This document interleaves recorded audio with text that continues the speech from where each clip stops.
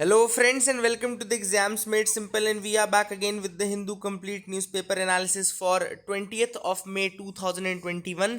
तो 20 मई 2021 का the Hindu newspaper analysis शुरू करते हैं। स्टार्ट करने से पहले आपको बता दूं कि अगर आपको वीडियो पसंद आती है फ्रेंड्स तो please do like that from your side and please do share it among your friends as well. Content मुझे पता है कि हमारा अच्छा है, so if you want you can share that content with the world as well. So this is first request. And then अगर आपको में से किसी को लगता है कि आपका करंट अफेयर्स वीक है for this years prelims examination, तो हमने रिवीजन सीरीज स्टार्ट की थी। अगर आपको ज्वाइन करनी है तो नीचे डिस्क्रिप्शन और कमेंट में लिंक दी है, you can join from there. अब स्टार्ट करते हैं आज के न्यूज़ एनालिसिस। सबसे पहले आज के सवाल जिनके जवाब आपको देने हैं क्वेश्चंस ऑफ द डे के साथ। Prelims question of the day में पहला सवाल है, Taiwan strait which separates the coast of China from islands of Taiwan connects which of the following.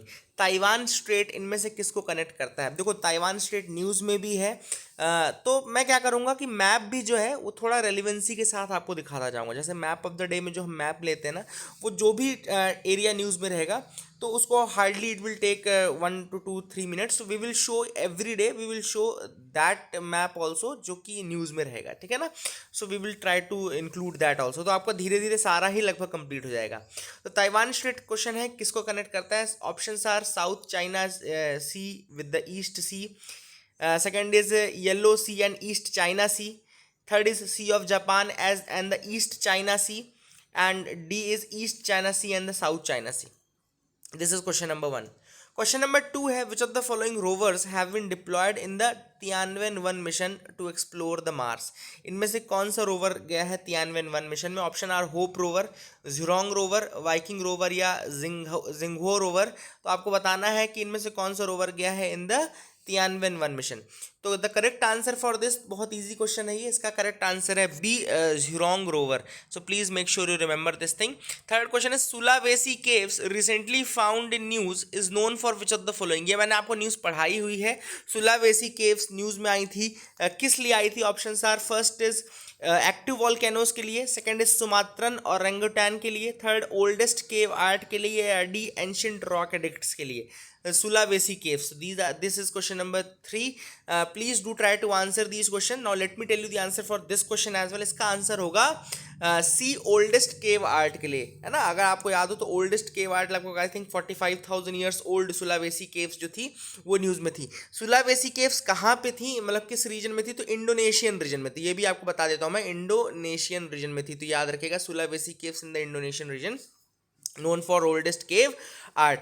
Now या ये तो हो गया prelims question of the day. Now mains question of the day, you can write that down. Mains question of the day जो है आज का वो ये है कि the recent verdict of the Supreme Court, recent verdict of the Supreme Court on 102nd Constitutional Amendment Act, जो अभी रिसेंटली सुप्रीम कोर्ट का वर्डिक्ट था 102 कॉन्स्टिट्यूशनल अमेंडमेंट एक्ट के ऊपर, यानी कि जो बैकवर्ड क्लासेस के रिगार्डिंग अभी उन्होंने बोला है कि बैकवर्ड क्लासेस का जो डिक्लेरेशन है वो सेंटर करेगा स्टेट ने। तो यही सवाल है कि recent declaration of the recent verdict of the supreme court on 102nd constitutional amendment act is a severe blow to the federalism of India, is a severe blow to the federalism of India.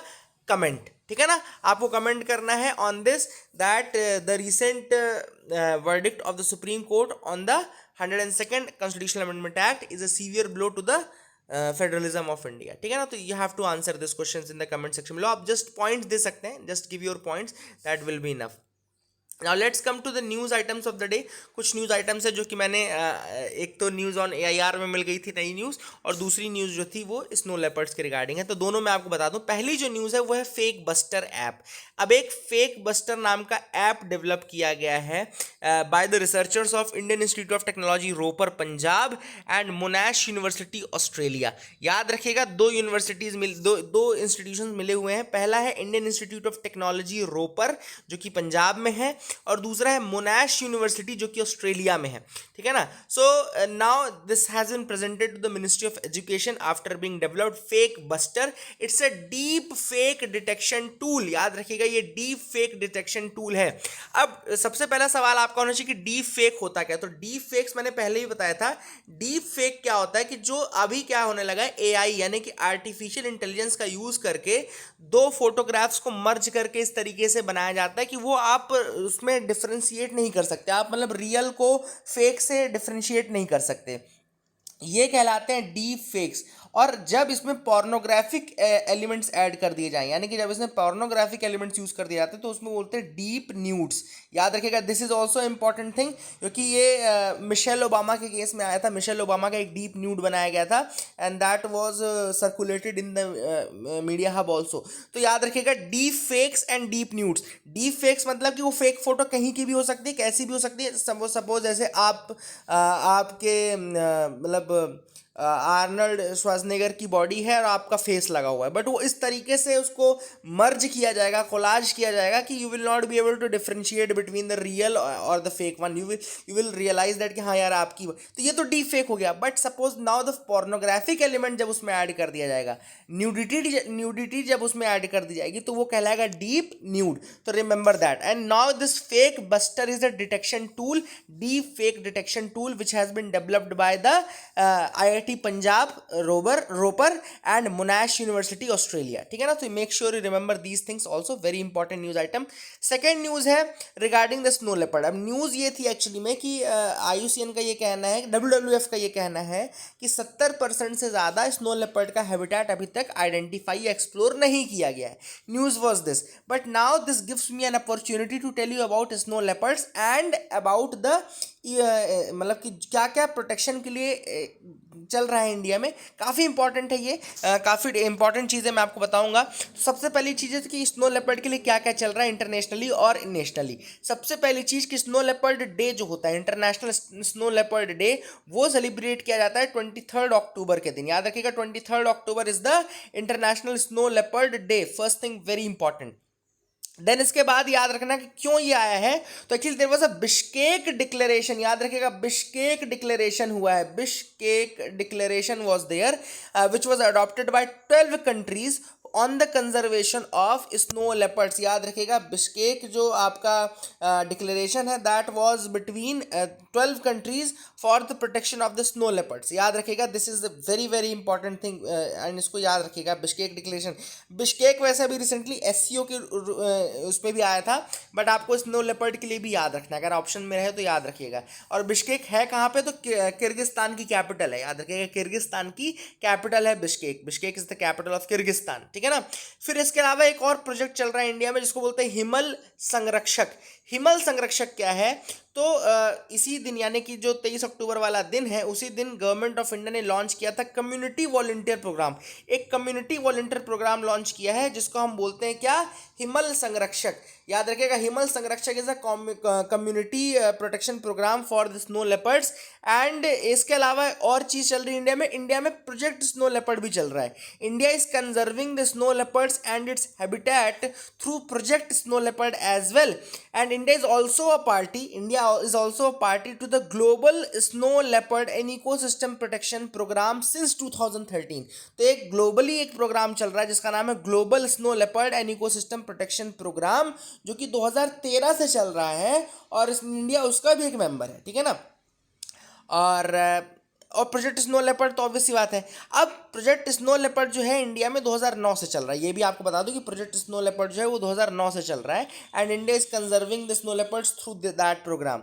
Now for conservation India has identified 3 large landscapes. India में 3 large बड़े landscapes हैं जिनको कि identify किया गया है by the Indian government for the protection of snow leopard. पहला है Hemis Spiti across the Ladakh and Himachal Pradesh. तो लद्दाख और हिमाचल प्रदेश के जो एरिया है वहाँ पर आपका हेमिश और स्पीति करके रीजन को सेलेक्ट किया गया है। दूसरा जो रीजन है वो है नंदा देवी गंगोत्री। नंदा देवी गंगोत्री जो है उत्तराखंड वाले रीजन में है, वहाँ पे इसको सेलेक्ट किया गया। और तीसरा है कंचनजंगा तवांग, इसमें सिक्किम अरुणाचल प्रदेश रीजन में। कंचनजंगा तवांग जो है वो सिक्किम अरुणाचल प्रदेश वाले रीजन में सेलेक्ट किया गया। तो these are the 3 locations which have been selected for the protection of snow leopard. Last चीज आपको एक और बता दूं कि स्नो लेपर्ड का जो IUCN स्टेटस है that is vulnerable. If you see the IUCN status of the snow leopard that will be vulnerable. तो I hope you got clarity regarding these 2 news items. Important थी लेकिन हिंदू में नहीं mention थी, दूसरे सोर्सेज से मैंने लिया। एक न्यूज ऑन AIR से लिया है, दूसरा मैंने दूसरे वेबसाइट से लिया है। ठीक है ना। तो I hope you got clarity regarding the same. Now let's come to the map of the day. जैसा कि मैंने आपको बताया तो आज का जो मैप ऑफ द डे है वो ताइवान स्टेट का ही मैप मैंने लिया है, सिर्फ ताइवान स्टेट आपको दिखाऊंगा, इंपॉर्टेंट है, न्यूज़ में भी है। ताइवान स्टेट ये आपको दिख रहा है, ताइवान स्टेट। अब सबसे पहली चीज़ आपको दिख रहा है, दो कंट्रीज, सॉरी दो कंट्रीज नहीं है एक्चुअली, वन चाइना पॉलिसी के अंदर चाइना तो इसको अपना पार्ट बोलता है, बट मैं तो नहीं बोलूँगा, चलो मैं तो ताइवान को उसकी इंपॉर्टेंस दूंगा। तो यहाँ पे चाइना आपको दिख रहा है, यहाँ पे China, this is China and this is Taiwan, जिसको कि ताइवान खुद को रिपब्लिक ऑफ चाइना बोलता है, आरओसी बोलता है चाइना खुद को, लेकिन यहाँ पे चाइना बोलता है कि people's republic of China is the only China, and इसमें ताइवान और चाइना दोनों मिले हुए हैं। और किसी भी कंट्री को वन चाइना प्रिंसिपल के अंदर चाइना बोलता है कि कोई भी कंट्री ताइवान के साथ सेपरेट डिप्लोमेटिक रिलेशंस नहीं रख सकती है। अगर कोई भी कंट्री ताइवान के साथ सेपरेट डिप्लोमेटिक रिलेशंस रखती है तो this will be against the principle of one China and against the मतलब Chinese government also, this it will be taken as a threat to the Chinese government, ठीक है ना। अब ताइवान स्टेट अभी news में क्यों है, क्योंकि यूएसए जो है, यूएसए बार बार यहाँ से अपने शिप्स ले जाता है ना। जैसे अभी विल्वर कर्टिस नाम का उनका शिप था यूएसए का, जो कि वो अभी ताइवान स्टेट से पास करा रहे हैं। अब ताइवान स्टेट से पास कराते हैं ये बार बार, और चाइना जो है वो इनको अगेंस्ट जाता है। चाइना बोलता है कि भाई ये वन चाइना प्रिंसिपल के अगेंस्ट है, क्योंकि आप तो बोल रहे हो कि आप ताइवान को वहां से ले जा रहे हो, लेकिन हम तो उसको अपना चाइना ही मानते हैं। तो that is the issue which is going on basically. अब ताइवान स्टेट का मैंने आपसे सवाल पूछा था कि कौन से दो वाटर बॉडीज को कनेक्ट करता है, तो यहाँ ताइवान कनेक्ट करता है, देखो ईस्ट चाइना सी को। The first is east China sea located here, and नीचे आपको दिख रहा होगा साउथ चाइना सी। तो ईस्ट चाइना सी और साउथ चाइना सी को, you can write it down also, east China सी को, ईस्ट चाइना सी को साउथ, ईस्ट चाइना सी को साउथ चाइना सी से कनेक्ट करता है, ठीक है ना, ताइवान स्ट्रेट। इसके अलावा ये ताइवान वाला पार्ट आपको दिख रहा होगा, ताइवान वाला पार्ट भी मैं थोड़ा सा आपको दिखाना चाहता हूँ। ताइवान दिख रहा है, इसमें यहाँ की कैपिटल जो वो ताइपे, जो उसको बोलते हैं Taipei is the capital which is northern most, यहाँ बिल्कुल नदर्न मोस्ट में है, याद रखेगा ताइपे। और इसके अलावा कुछ और वाटर बॉडीज हैं जो कि यहाँ पे हैं। तो एक तरफ ताइवान स्टेट आपको दिख रहा है, नीचे आपको साउथ चाइना सी दिख रहा है, इधर फिलीपीन सी है। तो इसका जो दूसरा जो इसका ईस्टर्न साइड है वहाँ फिलीपीन सी है, नदर्न में ईस्ट चाइना सी है, वेस्टर्न में ताइवान स्ट्रेट है ही, सदर्न में आपका साउथ चाइना सी है, और यहाँ पे फिर ये बाशी चैनल दिख रहा हो, there is a Bashi channel as well. तो अगर आपसे बाशी चैनल की लोकेशन पूछते हैं, सी पूछते हैं, ओशियन पूछते हैं, तो आप बता सकते हैं। और यहाँ पे काफ़ी इंपॉर्टेंट है, यहाँ लुजॉन स्ट्रेट भी है, लिखा नहीं है बट यहाँ पे एक लुजॉन स्ट्रेट भी आता है, लुजॉन स्ट्रेट भी आता है, that is again Luzon strait which is also there, जो कि इन दोनों को कनेक्ट करता है, ठीक है ना। तो यहाँ पे these are the things which are very very important. और एक दो आइलैंड्स भी दिखा देता हूँ मैं यहाँ पे। एक इशिगाकी शीमा नाम का आइलैंड है जो कि जापानीज आइलैंड है, इशिगाकी शीमा आइलैंड है, और इरियो मोटे जीमा। तो इशिगाकी जो है, इशिगाकी ज़रूर याद रखिएगा, जापानीज है, इंपॉर्टेंट है। और यहाँ पे these are the things which were important in this map. I hope you got clarity regarding the same, आपको समझ में आ गया होगा। अगली जो बड़ी न्यूज़ है वो फ्रंट पेज से देखो आप, scrap new privacy policy, center tells WhatsApp. अब सेंटर ने व्हाट्सएप को कहा है कि आप अपनी प्राइवेसी पॉलिसी को स्क्रैप करो। एक्चुअली अभी क्या था कि 15 मई से वो अप्लाई करने वाले थे, लेकिन व्हाट्सएप ने उसको डेट को डिफर कर दिया because of the government response. तो गवर्नमेंट ने अभी तक कोई प्रॉपर रिस्पॉन्स नहीं दिया है, एंड गवर्नमेंट का ये कहना है कि स्क्रैप ही करना पड़ेगा आपको पॉलिसी को। अब इसके रीज़न क्या है, एक्चुअली किसी को रीज़न ज़्यादा पता नहीं है, इसके दो मेन रीजन हैं जो कि मैं आपको बता देता हूँ। पहला जो रीज़न वो ये है कि अभी जो नई पॉलिसी आई है उसमें बिजनेसेस के साथ जो कस्टमर्स का डेटा है, यानी कि उनका फ़ोन नंबर, उनका नेम, ये ट्रांसफ़र करने के लिए उन्होंने कहा था। तो एक तो इशू ये चल रहा है कि गवर्नमेंट का ये कहना है कि by this new updated policy you will be sharing the data with the businesses, the data of the customers, the data regarding phone number, the data regarding their name will be transfer to the businesses. और दूसरा जो है कि वो WhatsApp जो है वो Facebook का है, आप सबको पता होगा। तो यहाँ पे अक्रॉस द चैनल, यानी कि व्हाट्सएप से डेटा पूरा फेसबुक में ट्रांसफर किया जाएगा। मतलब कि जो लोग व्हाट्सएप बस में सपोज फेसबुक में नहीं है, एंड फेसबुक में कोई डेटा नहीं देना चाहते या फ़ोन नंबर नहीं देना चाहते हैं, तो that will also be transferred which can be further utilized और used for businesses and all. तो ये दो मेजर इशूज़ हैं जो कि हैं इस व्हाट्सएप की प्राइवेसी पॉलिसी में, जिस कारण से गवर्नमेंट का कहना है कि ये it's a serious threat to the privacy of the citizens and customers of WhatsApp as well as citizens of India, and that is why they need to scrap this policy. आगे move करते हैं, editorial sector segment में आते हैं। पहला जो editorial हम discuss करेंगे वो है इंटरप्रिटेशंस विच इम्पीड अ जस्ट सोशल ऑर्डर। अब यहाँ पर ऑथर बात करेगा regarding the recent Maratha reservation case and also the interpretation of amendment act 102nd amendment act of the constitution, जिसके इंटरप्रिटेशन जो सुप्रीम कोर्ट ने किया है वो किस तरीके से सोशल ऑर्डर को इम्पीड करते हैं। सबसे पहले ऑथर ने बताया कि क्या क्या इंटरप्रिटेशंस थे। पहला तो था, कोर्ट ने ये कहा कि Maratha community did not constitute a socially educationally backward class, यानी कि मराठा कम्युनिटी पहले तो सोशल एजुकेशनली बैकवर्ड क्लास है ही नहीं। दूसरा जो इंटरप्रिटेशन था वो ये था, द जजेस discovered that the law was in the breach of a rule previously set by the court disallowing reservation made in excess of 50%, यानी कि इंदिरा साहनी केस में जो 50% की लिमिट लगाई गई थी उसका वायलेशन कर रहा है ये। तीसरा उन्होंने कहा, and on this finding, 2 judges on the bench dissented. The court held that state government had no independent power to declare a group as the backward class, जिसकी हमने बात भी की आज क्वेश्चन में, मेंस क्वेश्चन में, कि कोर्ट ने ये कहा कि स्टेट गवर्नमेंट के पास कोई ऐसी इंडिपेंडेंट पावर नहीं है कि वो किसी कम्युनिटी को बैकवर्ड क्लास डिक्लेयर कर सकें। Now this is a very मतलब एज पर द ऑथर जो भी ये इंटरप्रिटेशन है ये सीरियसली इंपीड करते हैं the capability of the state government to provide a just social order, यानी कि एक जस्ट सोशल ऑर्डर प्रोवाइड करने में जो स्टेट की कैपेबिलिटी है उसको इंपीड करेगा जो ये वाला इंटरप्रिटेशन है। अब किस तरीके से करेगा मैं आपको बताता हूं। सबसे पहली बात ऑथर ने यहां पे ये कहा है कि देखो अभी तक क्या प्रोसेस होती थी, अभी तक प्रोसेस ये होती थी कि एक रीजनल लिस्ट लगती थी, अंटिल नाउ सेंट्रल गवर्नमेंट की एक लिस्ट रहती थी और स्टेट गवर्नमेंट की दूसरी लिस्ट रहती थी। अब होता क्या था कि सेंट्रल गवर्नमेंट की लिस्ट जो थी वो सेंट्रल की जितनी भी जॉब्स वैकेंसीज उसमें काम आती थी, स्टेट की जो लिस्ट थी वो स्टेट के जितने भी जॉब्स थे उसमें काम आ जाती थी। तो एक तरीके से state was doing its bit in providing the reservation to some communities जिनका उनको लगता था कि इनका प्रॉपर रिप्रेजेंटेशन नहीं है। Maybe there were some political causes also, कुछ पॉलिटिकल रीजंस हमेशा रहते हैं, ऑब्वियस सी बात है, पॉलिटिक्स हमेशा इन्वॉल्व रहती है, बट स्पेशली कई केसेस में ऐसा होता था कि कई ऐसी कम्युनिटीज है जिनको मतलब सेंट्रली नहीं रिकॉग्नाइज किया जाता है, but still they require the assistance of the centre और state in order to be मतलब कि थोड़ा सा उनका बेनिफिट हो सके। तो ये एक था।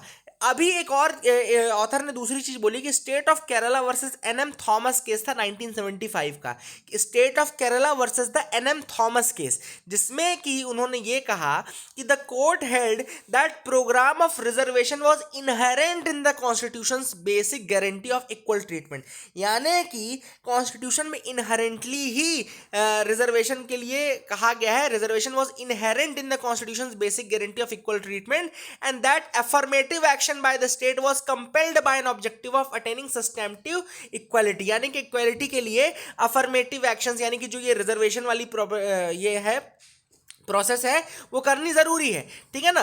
And with that the rule requiring that reservation stay under 50% और दिस इज डीम्ड इनकॉन्ग्रुअस। तो इसके लिए जो बेसिकली मतलब एक तरीके से एनएम थॉमस केस में ये सुप्रीम कोर्ट ने बोला, कोर्ट ने ये कहा कि एक तरीके से रिजर्वेशन इनहेरेंट है, और जब इनहेरेंट है तो आपको हर संभव प्रयास करना है कि वो मतलब कि इक्वल ट्रीटमेंट हो सके ऐसी कम्युनिटीज़ का। अब चाहे वो रिजर्वेशन 50% का हो या 50% से ज़्यादा का, तो ऑथर यही कह रहा है कि इसका इंटरप्रिटेशन अगर करना है तो आप इस तरीके से करो ना कि अगर किसी को इक्वल ट्रीटमेंट प्रोवाइड करने के लिए 50% की लिमिट ब्रीच भी करनी पड़े तो आपको करना पड़ेगा, है ना। This is what the author is saying. Second thing वो कह रहे हैं कि 50% की लिमिट जो है वो इनहेरेंट नहीं है, मतलब कि रिजर्वेशन तो इनहेरेंट है लेकिन 50% की लिमिट इनहेरेंट नहीं है, मतलब वो कॉन्स्टिट्यूशन में मेंशन नहीं है, वो तो आपने अपने से ही उसको मतलब कि एक मैथमेटिकल फॉर्मूला में लगा करके कह दिया कि 50, लेकिन उसका कोई साइंटिफिक बेसिस नहीं है। There is no scientific basis to limit the reservation to 50%, है ना। तो ये वेरी कर सकता है, स्टेट बाय स्टेट वेरी कर सकता है, तो ऐसा ऑथर ने कहा है। अगली चीज जो ऑथर कहता है वो ये कहता है, जैसे मैंने बताया कि एक पहले एक रीजनल लिस्ट होती है जो कि स्टेट की होती है और एक सेंट्रल लिस्ट होती है जो कि सेंटर की होती है। नाउ ऑथर ने कहा है कि अभी सुप्रीम कोर्ट ने कह दिया है कि ये डिस्टिंक्शन अब नहीं रहेगा एंड स्टेट जो है it is not empowered enough to provide the list of social educationally backward classes. ये ड्यूटी जो है वो प्रेसिडेंट की है in consultation with the state government and finally central government की ड्यूटी है कुल मिलाकर के, है ना।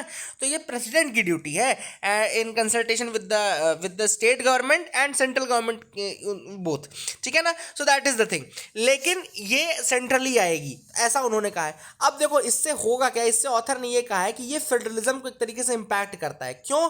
क्योंकि अगर आप देखो तो कई ऐसे स्टेट्स हैं जहां पर कई ऐसी कम्युनिटीज़ हैं जिनको प्रॉपर सोशल ऑर्डर यानी कि प्रॉपर सिक्योरिटी प्रोवाइड करने के लिए उनको रिजर्वेशन देना जरूरी है, लेकिन सेंटर ने अभी तक उनको लिस्ट में इंक्लूड नहीं किया है। तो अगर ऐसा केस आएगा तो कई कम्युनिटीज़ जो हैं वो वंचित रह जाएंगी in order to get these benefits, है ना। तो ये कैटेगराइजेशन जो रहेगा आगे फ्यूचर में और ज़्यादा ट्रबलसम होने वाला है, एंड इससे काफ़ी ज़्यादा कहना चाहिए कि जो social order just social order states provide करने की कैपेबिलिटी रखते थे अभी तक, वो अब नहीं रख पाएंगे। तो these are the things which are there, and इसमें आर्टिकल 342A का भी जिक्र किया गया है जिसको इंसर्ट किया गया है recently for the definition of the socially educationally backward classes, ठीक है ना। तो सोशली एजुकेशनली बैकवर्ड क्लासेस की जो डेफिनेशन है उसने 342A के तहत इंट्रोड्यूस किया गया है, ठीक है ना। यहाँ पे देखो लिखा भी गया है कि 102nd अमेंडमेंट एक्ट 2018 का एक्ट था, it forms the basis for courts ruling, court की रूलिंग का बेसिस यही है, and it granted the constitutional status to the national commission for backward classes. तो 102nd अमेंडमेंट एक्ट ने क्या किया, it granted the constitutional status to the national commission for backward classes. In addition it introduce article 342A। तो 102nd amendment act के through ही ये article 342A include किया गया है, through which it stipulated that president of India may after consultation with the state government may notify the groups persons within such a state who are deemed to be socially and educationally backward। यानी कि president of India after consultation with the state government may notify group of persons within such a state who are deemed to be socially and educationally backward classes। बहुत important है ये, ठीक है ना। And article 366(26)C was also added and social education backward classes was defined। ये फिर define किया गया था, है ना। आर्टिकल 366(26)C के अंतर्गत सोशल एजुकेशन बैकवर्ड क्लासेस को डिफाइन किया गया है, and those classes which are under article 342A। तो ये तीनों चीज़ें याद रखना 102nd अमेंडमेंट एक्ट में क्या क्या हुआ है। एनबी जो national backward commission for backward classes हैं उसको constitutional status, article 342A insert किया गया जिसमें president in consultation with the state government, और तीसरा आर्टिकल 366(26)C जो कि डिफाइन करता है सोशल एजुकेशनली बैकवर्ड क्लासेस को as classes under article 342A, ठीक है ना। तो I hope I am able to justify this article editorial to you. I hope you got clarity. काफी अच्छा आर्टिकल था, इसको याद रखना, ठीक है ना। A collage of laws that leaves the workers out in the cold। अब ये जो आर्टिकल लिखा गया है ये सोशल सिक्योरिटी लॉज के ऊपर लिखा गया है। ऑथर का ये कहना है कि सोशल सिक्योरिटी कोड आपने बना तो दिया है, सोशल सिक्योरिटी कोड अपने आप में सफिशिएंट नहीं है in order to provide social security to all the people, है ना। तो ऑथर ने यहाँ पे कहा है कि सोशल सिक्योरिटी कोड जो 2020 का आपने लाया है वो आपने काफ़ी रेशनलाइजेशन किया तो है कि सेंट्रल लॉज को मिला दोगे, ESI को मिला दोगे, मैटरनिटी बेनिफिट, ग्रेचुटी बेनिफिट सब प्रोवाइड करोगे, लेकिन ऑथर ने कहा है कि these are entirely for organised sectors. अभी भी ये ऑर्गेनाइज सेक्टर के लिए ही है एक तरीके से, और काफ़ी ज़्यादा ऐसे लोग हैं जो कि अभी भी इससे वंचित रहेंगे। सबसे पहले ऑथर ने देखो यहाँ कहा है कि 91% वर्कर ऐसे जो इनफॉर्मल सेक्टर में काम करते हैं, ठीक है ना। तो क्या ये जो आपने सोशल सिक्योरिटी कोड 2020 लाया है तो क्या ये सारे 91% वर्कर्स को जो इनफॉर्मल सेक्टर में है उनको कवर करने के लिए सफिशिएंट है?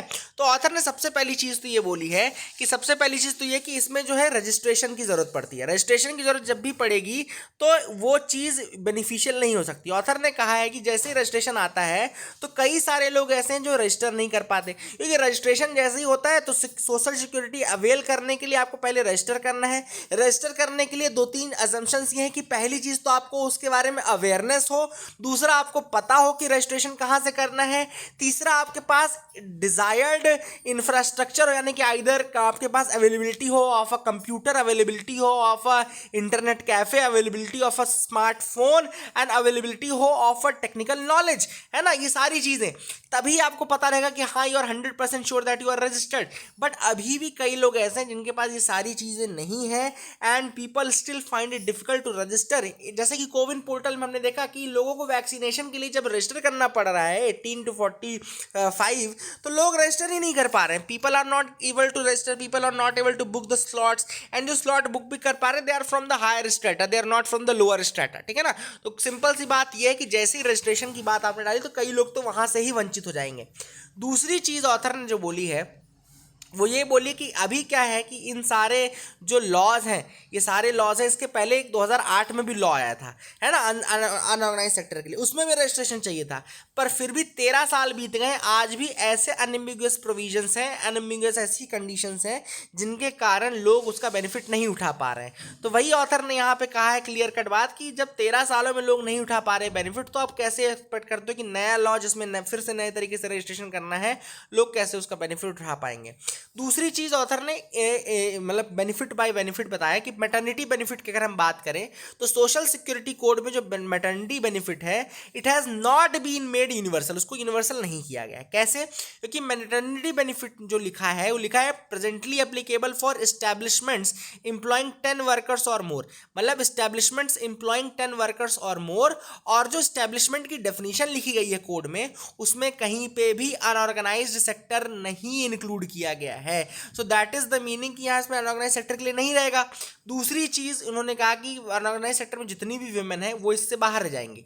फिर एम्प्लॉय प्रोविडेंट फंड की अगर हम बात करें तो सोशल सिक्योरिटी कोड कहता है कि employ provident fund scheme will remain applicable to every establishment in which 20 और more employees are employed। यहाँ पे नंबर्स वाली कंडीशन डाल दी कि 20 और more employees are employed, तो इनफॉर्मल वर्कर्स तो यहाँ पे भी बाहर हो गए, है ना। ऑब्वियस सी बात है, जब एस्टैब्लिशमेंट के अंदर अनऑर्गेनाइज को इंक्लूड ही नहीं किया गया है और तो ये तो बाहर ही है। दूसरी चीज नंबर्स की भी कंडीशन यहाँ पे जो लगाई गई है कि 20 से ज़्यादा, तो 20 से ज़्यादा में रहेगा, मतलब 20 से कम में अगर कोई एस्टैब्लिशमेंट काम कर रहा है तो वहाँ पे नहीं प्रोवाइड की जाएगी। Same goes for the payment of gratuity as well. तो वही चीज़ ऑथर ने कही है कि ये सारे जो इवेंट्स अगर आप देखें तो सोशल सिक्योरिटी कोड बिल्कुल फेल कर जाता है, फॉल्टर कर जाता है। Social security code is not enough to provide social security to all these members, ठीक है ना। एंड वही चीज़ ऑथर ने इस आर्टिकल में बोली। आई होप यू गॉट क्लैरिटी। दोनों ही आर्टिकल्स बहुत ज़्यादा प्यारे थे, काफ़ी कुछ सीखने को आपको मिला होगा। Although in India Pakistan trade relation, ये मैंने पढ़ा ज़रूर है लेकिन I will not give the notes to you for this article, क्योंकि ये इंपॉर्टेंट इतना नहीं है ना, इसमें कंटेंट इतना नहीं मिला मुझे कि एग्जाम पॉइंट ऑफ व्यू से कुछ भी पूछा जा सके। बस वही है कि इंडिया पाकिस्तान के जो ट्रेड रिलेशन है रुके हुए हैं, लेकिन उसमें ऑप्टिमिज्म है कि वो आगे बढ़ जाएंगे, लेकिन this is not what we need for the examination, so you can leave that. अगला जो न्यूज़ है वो है NGOs can open daily accounts till June 30। तो 30 जून तक का समय दिया गया है। एनजीओज जो हैं they can open the accounts in the new Delhi branch. अब आपको पता होगा, मैंने कई दिनों से भी बता रहा हूँ कि FCRA 2010 का जो था, यानी कि ये फॉरेन कंट्रीब्यूशन रेगुलेशन एक्ट जो है उसको अमेंड किया गया था रिसेंटली, और ये कहा गया था कि स्टेट बैंक ऑफ इंडिया की मेन ब्रांच जो दिल्ली में है वहाँ पर आपको एक अकाउंट खुलवाना ज़रूरी है। पहले ये डेडलाइन थी 31 मार्च की, जिसको अभी रिसेंटली पिटीशन के द्वारा बढ़ा करके 30 जून कर दिया गया है, ठीक है ना, 30 जून कर दिया गया है। और अब कहा गया कि जो भी एनजीओज 30 जून तक इसमें अपना अकाउंट खुलवा लेंगे एसबीआई के मेन ब्रांच में न्यू दिल्ली में, उनको तो परमिशन रहेगी फॉरेन कंट्रीब्यूशंस की, लेकिन जो नहीं खुलवा पाएंगे उनको परमिशन नहीं रहेगी, ठीक है ना। This is a thing which is there, ठीक है, तो ये आपको याद रखना है। आगे मूव करते हैं। डीडी इंटरनेशनल, अब अभी रिसेंटली स्टार जो स्टेट का जो ब्रॉडकास्टर है इंडिया का दूरदर्शन, वो प्लान कर रहा है to start a new channel जिसका नाम रहेगा DD International to present India's view to the world. मतलब एक तरीके से फॉरेन अफेयर्स के लिए है ये डीडी इंटरनेशनल जो कि स्टार्ट किया जाएगा। एंड इन्होंने इसका एक्सप्रेशन ऑफ इंटरेस्ट जताया है दूरदर्शन ने, और कहा है कि now they are planning to start this channel DD International. अब गवर्नमेंट इस पर जब वो देगा तो उसके बाद ये चैनल स्टार्ट हो पाएगा, लेकिन they have started to project India's point of view to the world, और इंडिया का point of view to the world, क्योंकि अभी इंडिया की जो है बहुत ही गलत तरीके से इमेज बनाई गई है, and that is the reason why India चाहता है कि वर्ल्ड के सामने अपने बातों को सामने रख पाए। अगली न्यूज़ है 6 UNESCO heritage sites added in India. 6 UNESCO heritage sites added in India. तो यहाँ पे 6 साइट्स कौन कौन सी है? पहली है गंगा घाट्स इन वाराणसी, याद रखिएगा 6 including Ganga ghats in Varanasi. फिर दूसरी है टेम्पल्स ऑफ कांचीपुरम, याद रखिएगा, and Satpura tiger reserve in Madhya Pradesh. तो टेम्पल्स ऑफ कांचीपुरम सेकंड है, Satpura tiger reserve in Madhya Pradesh है, याद रखेगा। These are added to the India's tentative list of UNESCO world heritage site. तो ये भी टेंटेटिव लिस्ट में ऐड किए गए हैं यूनेस्को वर्ल्ड हेरिटेज साइट के। कौन कौन से हमने बात की? Ganga ghats in Varanasi, temples of Kanchipuram, Satpura tiger reserve of the Madhya Pradesh, याद रखेगा, ठीक है ना। अब बाकी की जो तीन है वो ये क्या है? Maratha military architecture in Maharashtra, Maratha military architecture in Maharashtra, the हीरे बंगाल मेगालिथिक साइट इन कर्नाटका, याद रखिएगा, हीरे बंगाल मेगालिथिक साइट इन कर्नाटका। ये कर्नाटका में देखो हीरे बंगाल नाम लिखा है लेकिन कर्नाटका में साइट है। एंड तीसरी है भेड़ा घाट, लेमता घाट, नर्मदा वैली, याद रखिएगा, ये जबलपुर वाले रीजन में है, Bheda Ghat, Lameta Ghat, Narmada valley in Madhya Pradesh region. तो ये आपको 6 साइट्स याद रखिए जिनको टेंटेटिव लिस्ट में डाला गया, प्रपोज किया गया है। अब ये प्रपोजल्स हैं, they are included in the list on April 13 according to the UNESCO world Heritage Centre, याद रखिएगा, दीज आर द थिंग्स, ठीक है ना। These 6 proposals were included in the list on April 13 according to UNESCO world Heritage Centre. तो इनको include किया गया, 6 sites याद रखेगा, ठीक है ना। I hope you got clarity regarding these also.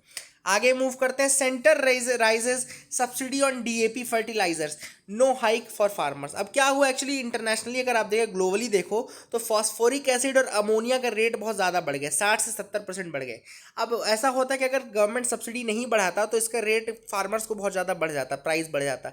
लेकिन गवर्नमेंट ने सब्सिडी जो है काफ़ी इंक्रीज़ कर दी है एंड लगभग 80,000 करोड़ एक्स्ट्रा लगेगा, है ना। मतलब कि नहीं, लगभग 14,775 करोड़ एक्स्ट्रा लगेगा, 14,775 करोड़ एक्स्ट्रा लगेगा ओवर 80,000 करोड़।